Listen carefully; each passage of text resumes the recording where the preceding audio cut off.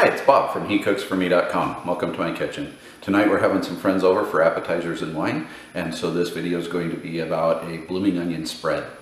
For this recipe we're going to use these are just regular yellow onions, not sweet onions or anything, just 3 regular yellow onions. They're pretty good size but not huge. We'll have 2 tablespoons of a dry white wine. This is a Chenin Blanc that we're going to use today because that's just what we happen to have around. You don't want the soft Chenin Blanc that goes sweet though, you want the dry. We'll do 2 tablespoons of olive oil, a teaspoon of fresh minced garlic, a half a teaspoon of fresh rosemary, and then a half teaspoon of salt and a quarter teaspoon of black pepper. Once we have it all baked, we're going to cover it with grated Gruyere cheese, and then we'll serve it on sliced baguettes. To get your onions ready, you have the top of the onion where your greens would come off as it's growing, and you have the root of the onion. So you're going to cut the top of the onion across, and then just make a slice down through the first layer of onion and go to the root so that you can peel this and get rid of all that paper in that first layer, and just peel all the way around.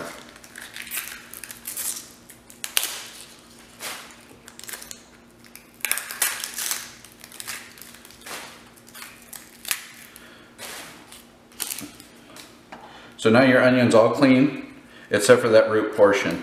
So the root, what you're going to want to do is just take a thin slice off so it gets rid of the roots and the paper part of it, but it still has the root ball in there so it holds it all together. Because what you're going to do now is just slice down to that layer. You want to be really careful not to go through. I did on one of them here, I already cut through halfway, so it's going to take a little extra TLC to do that one. But if you go down to there, you can see how that root still holds it together, but it's going to let them all to branch out. So the easiest way to do this, you actually want to make 12 wedges. And so I like to do quarters first, so once, twice, and then each of these you can cut into thirds. So there's 1 and 2/3 on that one, and the 2/3 on that one. So what that did is it's made 12 wedges around, and you can see how these, as they cook, they're just going to start pulling apart and fall apart into their separate wedges. This is my 1 teaspoon of minced garlic, a half a teaspoon of minced rosemary, 2 tablespoons of olive oil, and 2 tablespoons of the white wine. I'm just going to whisk all that together, get all the flavors in together, and then we'll pour this over the top. And you want it to actually try to get it in between the individual pieces of onion. So I'm just going to kind of give it a pour right over the top on these, and it'll also sit in these and pull some of that up through as well. But get all that flavor on there, and now we're going to put this in a 375-degree oven, cover it with foil, and let it bake for about 1.5 hours. Onions have been on for 1.5 hours. You can see that I actually put these on the grill instead of in the house because we decided 1.5 hours with the oven going. We actually are well over 100 degrees today in Idaho, and it's just ridiculous to put your oven on for that. So I use the grill as an oven just by turning off the heat directly underneath it and allowing the side burners or the side heat to come up through it.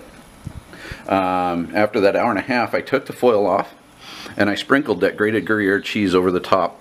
And so now I'm going to just cook it for 10 more minutes, or bake it for 10 more minutes, and then we'll bring it off, and these will peel right out. The onions will be soft and they'll peel right out of there. Down in that sauce will come out, and with that cheese go right onto a slice of baguette to serve. To serve the onions, we just put them on a slice of baguette. A little bit of that onion, a little bit of the cheese over the top. That onion is so soft and just soaks up all of the flavors that are in the juice and everything that we put in there. And these things are amazing. Thanks for watching. If you enjoyed this video, please give me a thumbs up, leave a comment, and consider hitting that red subscribe button. It really helps if you can share my videos with friends and family that might be interested, or watch some of the other videos on my channel. I hope this dish, or one of my other featured dishes, finds its way into your kitchen soon.